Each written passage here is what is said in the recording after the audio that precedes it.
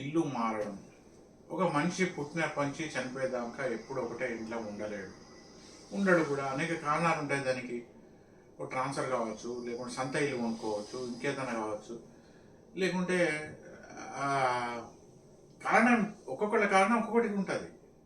ఆ ఇల్లు మారినప్పుడు పాత ఇంట్లో ఉన్నప్పుడు నాకు చాలా బాగా జరిగింది. ఆ రెంటెడ్ హౌస్‌లో ఉన్నా కూడా నాకు మంచిగా జరిగింది. కానీ నేను సొంత ఇల్లు కొనుక్కున్నాక నాకు దీంట్లోకి వచ్చినాక లేకుంటే ఈ ఇల్లు మారినాక ఈ అపార్ట్మెంట్‌లోకి వచ్చినాక నాకు చాలా ప్రాబ్లమ్స్ వస్తున్నాయి. అసలు ఎందుకు వస్తున్నాయి ఏం కథనో అర్థమైతలేదు. ఒక్క రూపాయి ఆగుతలేదు. ఇలాంటి వాపోవడం అంటే ఇలాంటి బాధపడడం సహజంగా తరచుగా మనం అందరి నోటి నుంచే వింటాం. కొంతమంది చెప్పుకుంటారు. కొంతమంది చెప్పుకోరు.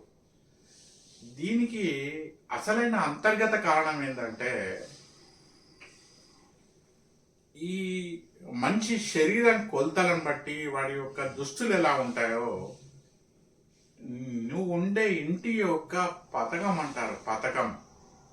ఆ పతకం అనేది ఆ యజమానికి, యజమానురాలకు అది సరిపోవాలి. అది కొత్త ఇల్లా, పాత ఇల్లా, అద్దె ఇల్లా, రెంటెడ్ ఇల్లా, కంపెనీ క్వార్టరా, ఇవన్నీ అనేది అవి భౌతికమైన ఫిజికల్ గవర్నమెంట్ లెక్క. సో నీకు పాత ఇంటి కొలతలు ఆ పథకం నీ పేరుకు, నీ నక్షత్రానికి, నీ రాశికి సరిపోయి ఉండవచ్చు. ఇప్పుడు కొత్త ఉన్న వాటికి, నువ్వు మారిన ఇంటికి నీకు సరిపోకపోవచ్చు. ఒక మన చిన్న పిల్లల చెప్పులు వేసుకోలేం, ఒక ఉయ్యాల పడుకోలేం, అలాగే ఒక చిన్నపిల్లల దుస్తులు మనం ధరించలేం. అలాగే ఈ కొలతలు అనేది, ఆ ఇంటి యొక్క పథకం అనేది నీకు సరిపోకపోవచ్చు.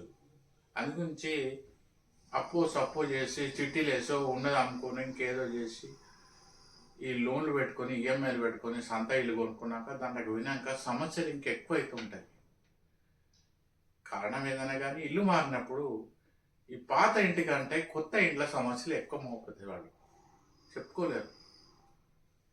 అందుకు కారణం ఏంటంటే ఈ కొత్త ఇంటి యొక్క నక్షత్రం, రాశి, ఆ ఇంటి కొలతలు, ఆ ఇంటి యొక్క ఆయుర్దాయం అనేది ఈ కుటుంబానికి సరిపోకపోవచ్చు. బ్లడ్ గ్రూప్ లాగా.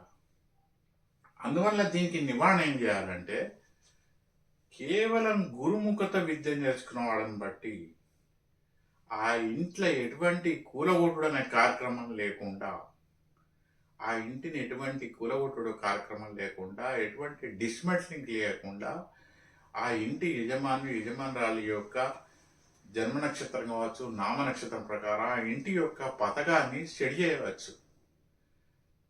అది 2 బిహెచ్ కానీ, 3 బిహెచ్ కానీ, సింగిల్ ఇల్లు కానీ, పూరి గుడిసె కావచ్చు, లేకుంటే ఏదైనా కావచ్చు. మీ ఇంటి కొలతలు అనేది మీకు సరిపోకుంటే ప్రాబ్లమ్స్ గ్యారంటీ. అవి మీకు అర్థం కావు, చెప్తే నమ్మరు. పైగా ఎవరో ఒకళ్ళను దూషించడం గ్యారంటీ, ఎవరినో ఒకళ్ళని తిట్టడం గ్యారంటీ.